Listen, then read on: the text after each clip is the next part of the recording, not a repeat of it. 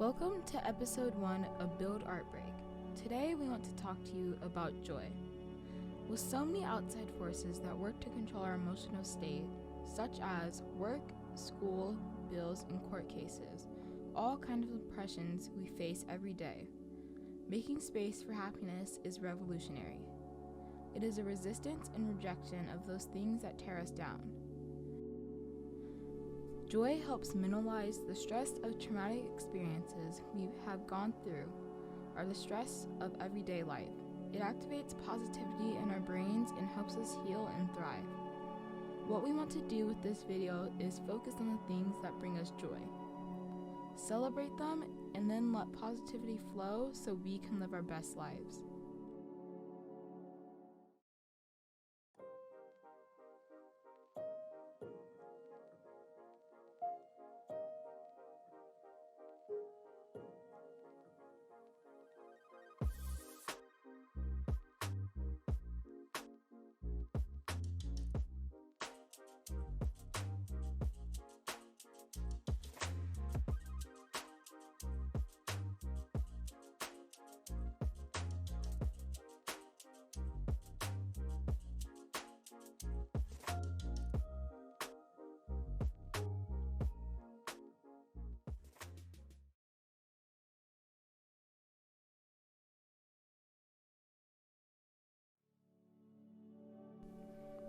Here are some of the materials you'll need for this exercise. Paper, a canvas, or a photograph of yourself printed on paper, a pencil or pen, and some color. If you use a photo, you'll be painting over it, so make sure you have another copy. Some other options include a tracing of your hand or using the outline of a human shape to represent yourself. If you want to go big, have someone trace the shape of your actual body on a large sheet of paper.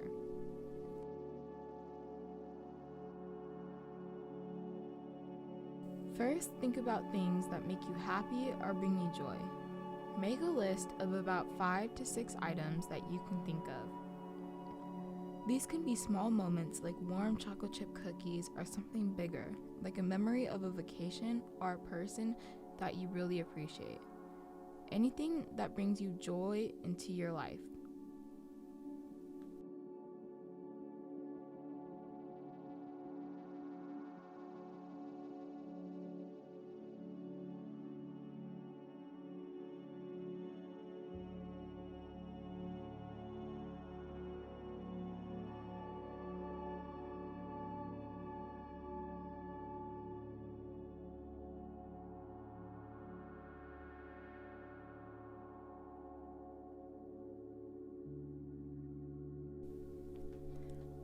The next thing you would do is assign each item from your list its own color. Maybe the color holds some meaning, or maybe it's a random match.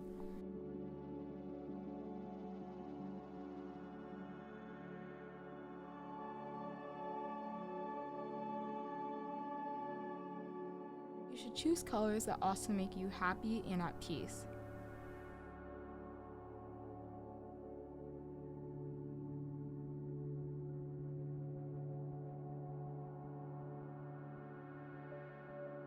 If you know why you chose each color, that is great, but it isn't necessary to explain or even understand why you chose a color to go with that topic.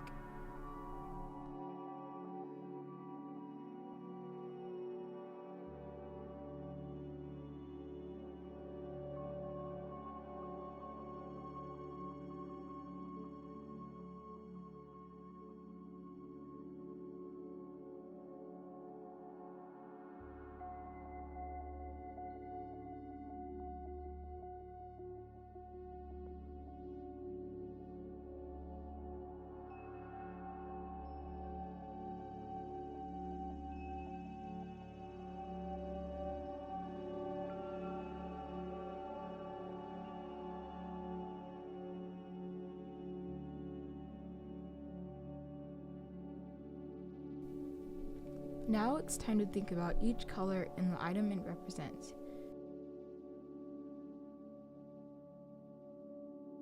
Using your paint or colored pencils, try to get down on the paper or canvas the way you feel about this item. Here we are drawing on top of a vacation photo, but we also show a version that uses the outline of a human to represent ourselves. You can also feel free to start with a blank canvas or the examples we talked about earlier in the instructions.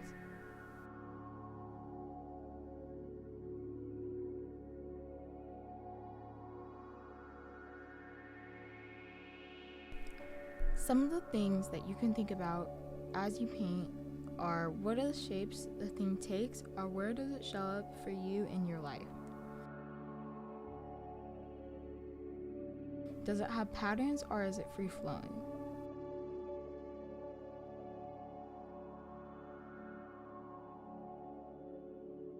Don't worry at all about getting it right, because any mistake in art is alright. What is important is that you are focusing on the things that bring you joy and allow them to shine in your artwork.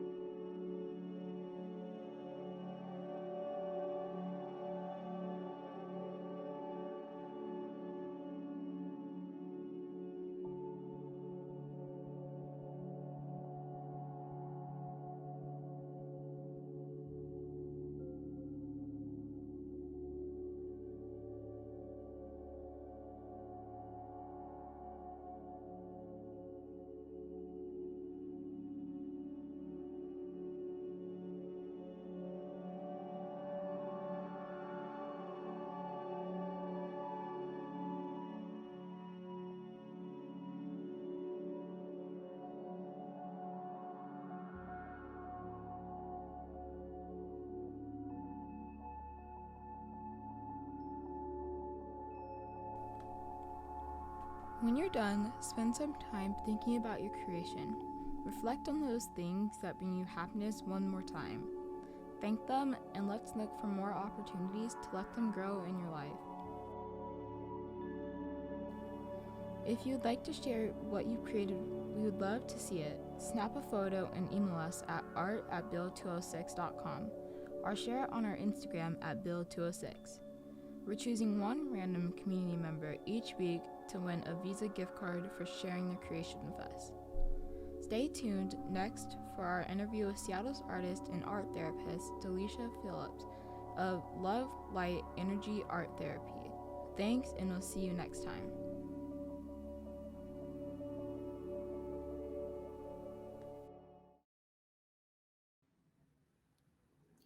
All right.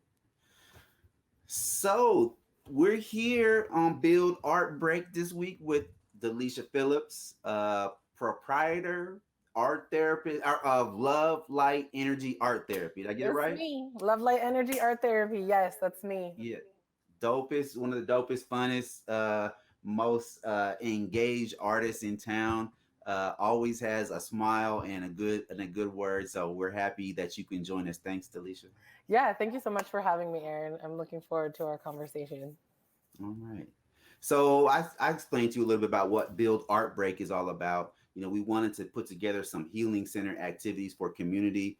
We it's been quite a couple of years for everyone, and then those folks, marginalized folks. We had the movement for Black Lives that just really popped off, and as exciting as it has been, it's also been very stressful for folks, and Mm, so we're all about here at Build Art Break is using art as a way to soothe ourselves, to uplift ourselves and build community, and so we've been having conversations, and we'll have conversations with some other artists in town, but we'd be remiss if we didn't talk to an artist who's also an art therapist. So here you are. Thank you for joining us. I want to start with a question, maybe just about your personal art practice. Do Okay, you consider yourself an artist, first for off? sure, for sure. And what kind of art do you create primarily? Ooh, good question. I am a multimodality artist. I like to do a little bit of all the different types. Um, but some of the ones that I am like more immersed in, I think present day, I'm really into building installations. And I would say that that's really, like my jam right now. And I like to create installations that are interactive where folks can engage with the art making in a way that is around promoting things like joy and gratitude and laughter and beauty and opportunities for them to see themselves as part of the art. So yeah, installations are my jam right now.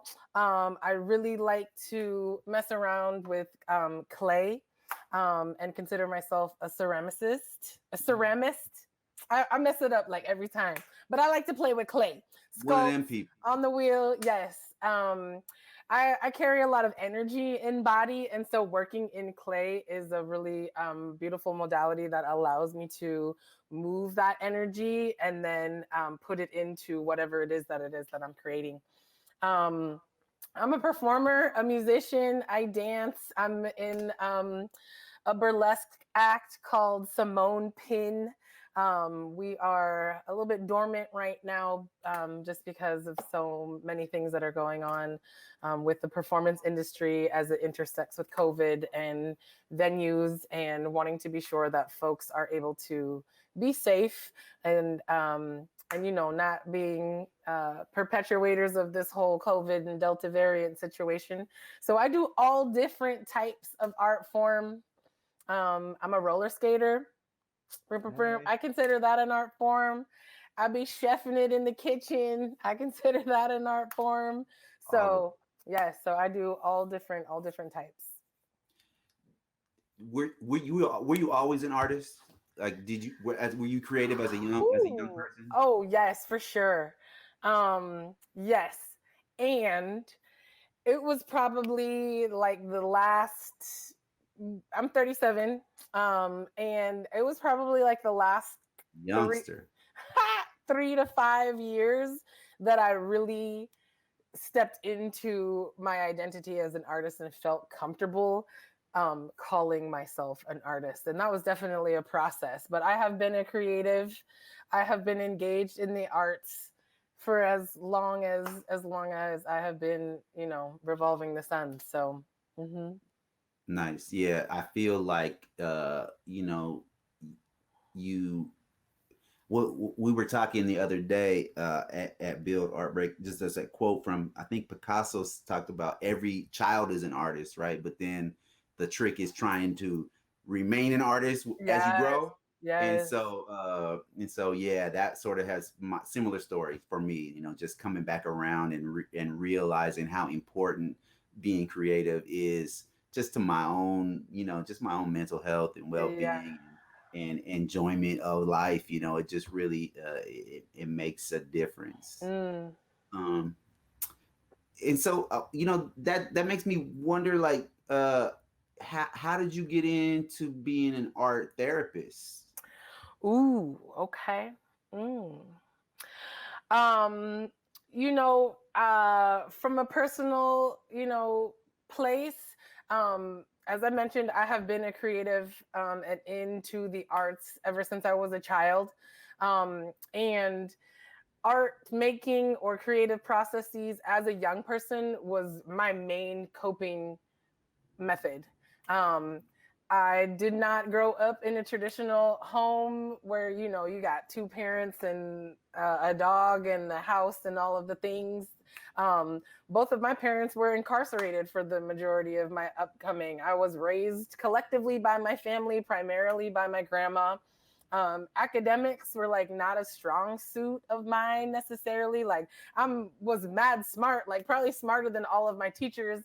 But when it came to, things like grades and, academic accolades, that wasn't really my jam. But where I did really thrive, where I did really find like my own sense of self was like in the orchestra, Mm. was in, trying out for plays and dancing and being in assemblies where I had opportunities to perform, um, or in my art classes. And it was often the like adults who were art-based educators were the ones that like saw any value in me, where in my academic classes, I was a problem.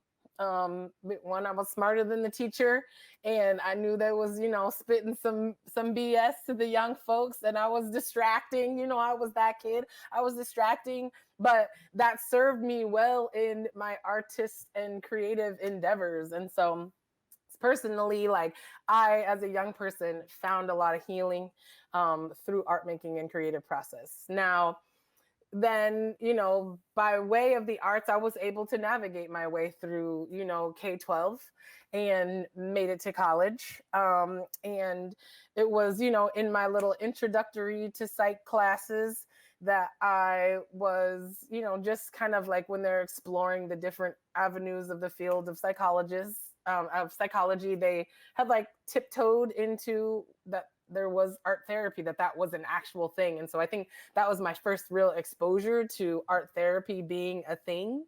And I was attracted to it. I was like, oh, bing. It was kind of like one of those aha light bulb moments. And so from there, I was just kind of like on it. I was like, okay, I'm strong in the arts. I have these, various creative endeavors. So now let me really focus in the academic arena, Mhm. to do what I needed to do to graduate college. So I graduated with a bachelor's in psychology and a minor in sociology. And then I came into the real world. And had an opportunity to work doing some youth service oriented work, serving young people who were experiencing homelessness. And I was teaching in a barista training and education program that they have down as like a collaboration between Fair Start and youth care. Yeah. And yes, dope program. I was an educator in that program, and I had an opportunity by way of that work to just start bringing art making into my classroom. And so continued on in my career endeavors, moved even more heavily into education spaces. And I'm always in all of the schools that I have been in, since 2008, I'm making artistic boards that young people can interact with. I'm publicly making art like in the hallways or in the lunchroom, just so that young people, because they're curious, they'll spark up conversations with me. um, Leading a lot of groups with young folks centered around art making as an intervention, in education spaces. And then maybe like 2014, 2015, I made the leap to go back to grad school to get my master's in counseling. And I specifically picked a program that offered a master's in counseling with a focus in art therapy. So, and long story short, Here you are. here we are. So it was like from personal to experiential to professional, I don't know, all those things kind of just kept on marrying themselves, blending themselves together.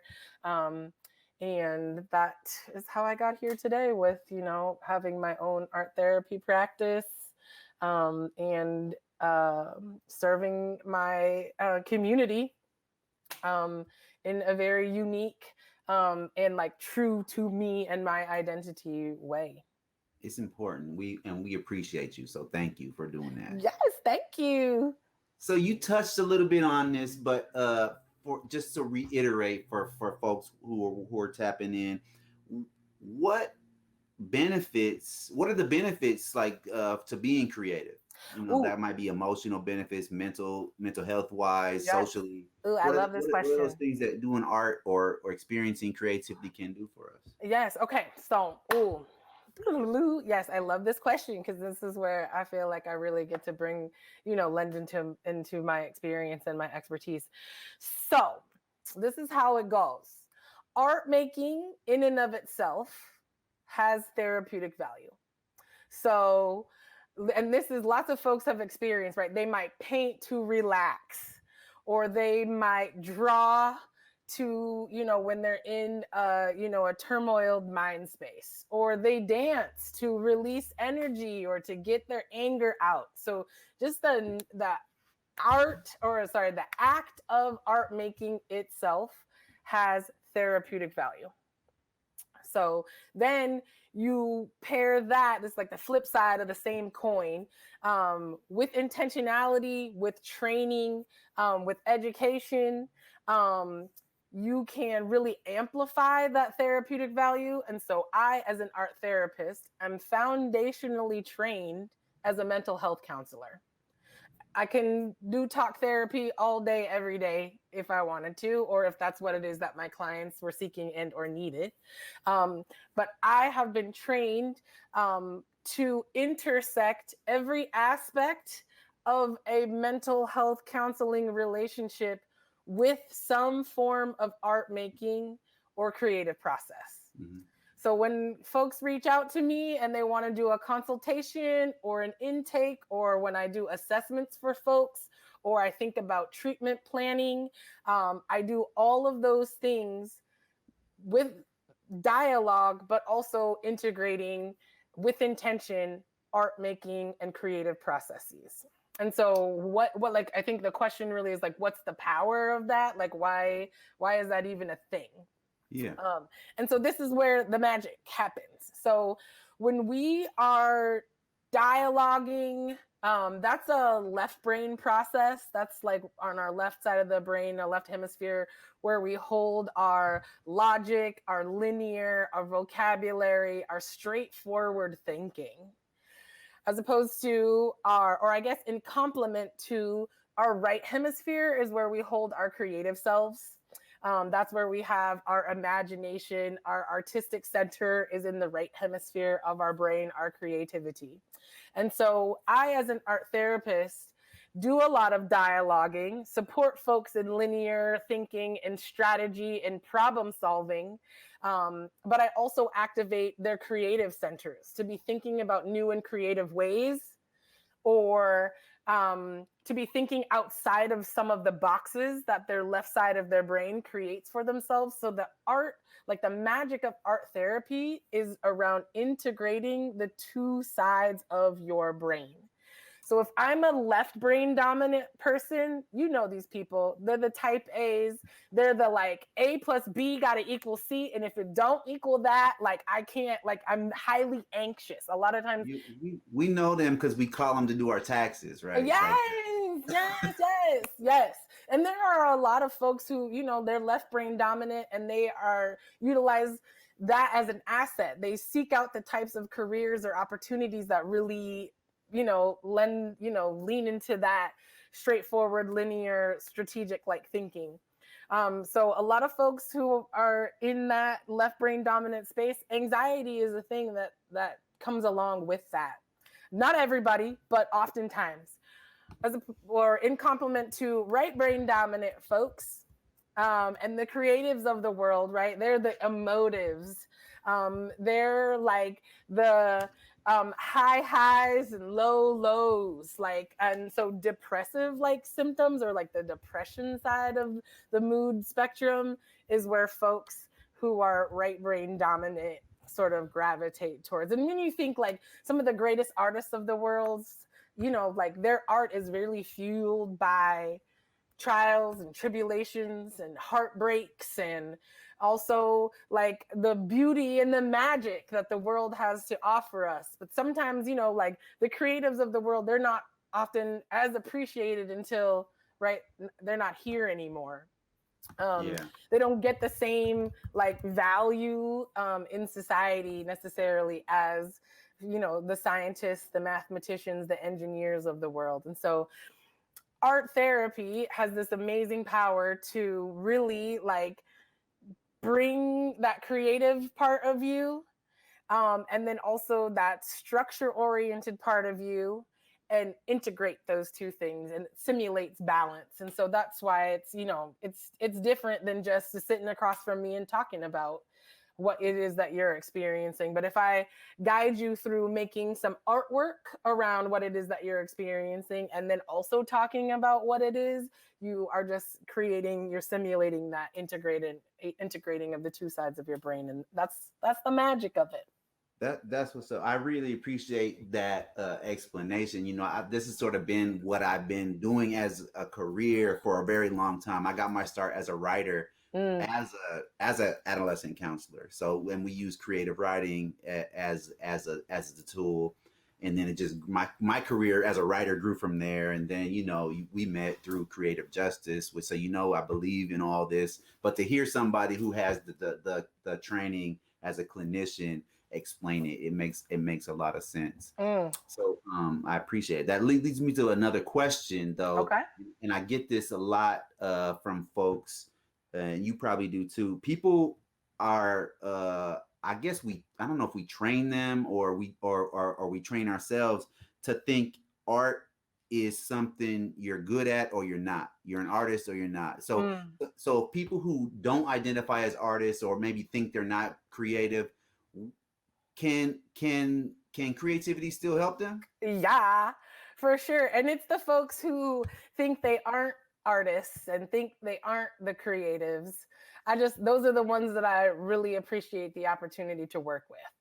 And my take on that, like, if I was put my little spin on it, is like that notion is a scam. That notion is a construct, right? And I think you talked about this sort of in your lead up to the start of the questioning, is that young folks, or people in our childhood development into our adolescent, into our adult development, there is like a theory of artistic development as well that like parallels that human development. And so what it is that happens is that at some point during childhood or adolescence, typically it's between the ages of like 7 to 15, young folks are like engaged in a lot of art making and a lot of creative processes. And then there is typically like some experience or series of like complex experiences where their light for art making and creativity gets stamped out. That when we start testing them on those standardized tests? I think that definitely has something to do with it. It also oftentimes has to do with like they were shamed or ridiculed for their art, or they saw their art in comparison, like that one kid in the 4th grade that could do surrealism.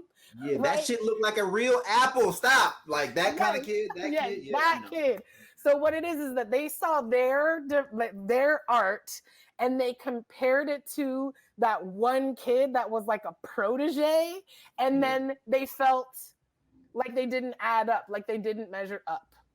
And so a lots of times young folks, and we grow into adults, and what it is that's happened is like that one experience was just like stamped this unfortunate way of thinking about art making and creativity on their way of seeing themselves, and their way of seeing themselves juxtaposed to the world. And so like back to what I was saying about, I love connecting with those people because that fire can be rekindled. And I do a lot of that in my work. So as an art therapist, people are like, oh, so you only work with artists? And I'm like, no, I don't only work with artists. I love working with artists, but I also really love creating and making space for folks who think they are not creative. Because really what it happens, it's like kind of connected to a childhood trauma. And so supporting young folks through moving past and through that and re-engaging with their childlike or their artistic and or their creative selves can really help move them through and help them like metabolize an emotional experience that they had a long time ago, that is then, because they thought that they didn't have it, has probably grown into some other challenges and problems in their life, and maybe even to some serious anxiety. That's really an important thing for me to hear. I mean, I hadn't thought about that. Like the what is the impact of us deciding we're not an artist? Like, what is the long term impact Yeah, of that? and it's also it's an internalization of systems of oppression. Mm, Because when we think about like the creatives of the world, the artists of the world, they're not getting that same love or the same opportunity or that same praise as the kid who is really getting all A's or who yeah, is like taking AP classes. um we like to go to performances, we like to look at young people's arts, but it's always like, well, yeah, that's that, but no, we really want you to invest your time and attention into the medical field, into the engineering, into STEM. And I'm no shade on any of those fields. I'm gonna let you all know right now, all of those fields are really rooted and grounded in art making. They just yeah. it just what happens is that art making and creativity has been shaded, and then people have internalized that. and Yeah, it, and it really, a lot of it comes down to like capitalism. How do we monetize something, right? And that yeah, part, that part. no, yeah, that's dope to hear you say that out loud. Dude, say it again. No, I'm Yeah, kidding, but so for the we're question, recording it, so we're gonna I'm turn it up. yeah, run it back. So I'm looking at the text here on the screen. So for people who don't identify as artists, what do you think creativity can do for them? Yo, this can be a platform for activism for you, right? Or for like undoing that internalization of capitalism or of heteronormativity or of patriarchy or of sexism, racism, all of the things. So art making for you can be a way in which you support undoing those internalizations of those systems of oppression. Yeah, I think about how deep of a hole we've dug for ourselves, just in terms of like, just all of the issues, social issues, interpersonal issues, all these things, and we really are gonna have to be creative and to imagine our way out of some of these problems, right? And so if we've stamped out that creativity, we have fewer people able to really open their mind and think of a solution that doesn't present itself, because we don't have, it's like my man Rakim said, dream and imaginate, right? Like, what I mean, Mhm. we gotta have Yeah. some people that can That's really so imagine. wild. So I'm actually just like literally sitting in front of me. I just cracked this. This is Hey, Octavia's Brood. Yes. yes, And so this is a collection of works by folks that are, inspired by Octavia Butler's, The Parable of the Sower. And they have yes, wrote their individual, short stories and creative pieces that's really leaning into imagination. Because like you said, it's going to take a lot of creativity and a lot of imagination, because we ain't going to just think and cognitively process our way out of all of this. that's right. And And it's not a market based solution out of it. no, We're no, not gonna no. sell or buy our way out of it either. Hmm. So Yes, yes. that's what's up. All right. So we've already I have one more question, and I've Okay. taken up a lot of your time. We probably already answered it, but I just for the sake of reiteration, we've talked a lot about what art can do for an individual, and we've just started touching on what it can do for us as a collective. So, in your opinion, what is the importance of creativity and art for us as a community or a collective? Ooh. Wow. I mean, that's just I'm like, what isn't the importance, right? Like, Yeah, I mean, um, I'm asking an artist and art therapist, yeah, so it's like, yeah, yeah. I mean, like music, dance, performance, theater, poetry. I think art, those are all universal languages. And so I just like the art is just has the opportunity to really just like reimagine, reconfigure, undo barriers, yeah, to like push back against systems like in ways that like language and words might be limited, or also have the opportunity to be like manipulated and weaponized against folks. Like Yeah. art is just like such a it's like a liquid gold, or I don't even know, like I used to say this. I used to say it's like for me as an individual, it was like it was like having the recipe for oxygen, right? yes, yes, Because you can really set aside all of this stuff that's really just weighing you down and breathe, right? Like, yeah, so. it is. Yeah, so art, what art can do for a community, it is an antidote to the ills, and in whatever iteration that ill shows up. There, I Mm. can guarantee you. There, I'm like, oh man, I was like, test me, put it in front of me, put the thing in front of me, like, show me the thing, the problem, and I'm gonna try. Like art, I'm gonna come up with the solution. There's a way we can work this through an art based like a creative process. Like I am hard pressed to think of a way to think of what art can't do for a Can't do, community. right? Mm-hmm. That's right. That's right.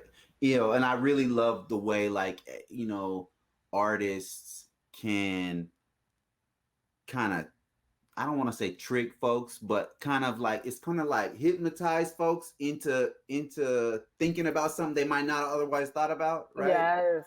Because we hear it in a song or we see it in a painting and we're interacting with an idea that we might have just rejected. If someone said, "Well, let me just tell you about, Or I'm gonna defund put the this in a police," report. or whatever. Yeah, read this peer reviewed study, Yeah. or go to this installation at the gallery. You know what I mean? I'm Mm-hmm. gonna choose the gallery every time, right? Right. Yeah, it's so powerful, and it has been so powerful for me personally. I wouldn't be here, or I would be here not in this capacity. Yeah, Um, and so yeah, so just from a very personal place, art making has been a real savior for me. I also think too, when I as I'm doing my own work around reconnecting to my ancestry and spiritual practices of the diaspora, like I'm like it's all there, like, oh, and then the next thing, like, I'm big on, getting out and in the nature and in the trees and out and in wilderness. I mean, Mother Earth, she is the ultimate installation artist for sure. That's like, I'm like, I got this little bamboo garden right outside of my apartment, and I'm just like, it's popping. Like, this is the installation. This is so creative. and it changes every day, And right? it Like changes just every to day. notice those slight changes. Yeah, Yeah, so to me it's like it's like I think about indigenous ways of being. I think about my ancestors, and yeah, I'm just like, where, I mean, art has been a part of the story. It's been a way to tell the story. um yeah, like, I you, like, just yeah. goes back like billions and billions before we even got here. That's So right. There's those cave paintings, right? And those people who made those whatever those the petroglyphs on those rocks were Stonehenge. like, look, we were here, Yes, here it is. that So part. yeah, it does. It puts it down for longevity and for those Yes. future generations to Mm. be like, yep, those folks were there and this is what they were thinking about and struggling with and finding joy in and Mm-hmm. all the ways that they brought beauty into the world on the planet. So um yeah. Thank you, Dalisha. I really Of appreciate course. this conversation. I love talking to you always, and to be able to talk to you about something where you are just the most expert person that I know. That is just it's really great for me personally, and I hope it's great for the rest of the community. Thanks for talking to us, Dalisha. I really had a great time, and I thought it was gonna be 10 or 15 minutes, and we're coming up on 35 because you have a lot of knowledge to drop. So thank you. Thank you so much for having me. I appreciate it. This is my plug to all y'all. Whether you are an artist or you feel like you are not, find some crayons, markers, color pencils, paints, cross stitch, crochet, cooking a new recipe, styling your outfit, buy some plants and make a little installation in your home. I don't care what you do, but I highly, highly urge you to be creative, and just while you're engaged in that process, Take the time to be reflective of what it is that you are going through and what it is that you are learning by engaging in that creative process. Get your hands in there. I don't care what it is, just do it. Oh, see, we should have just had that, and that would have been the whole interview. That's perfect. Thank you. Thank you so much, Aaron. All right, we'll talk soon, Dalisha.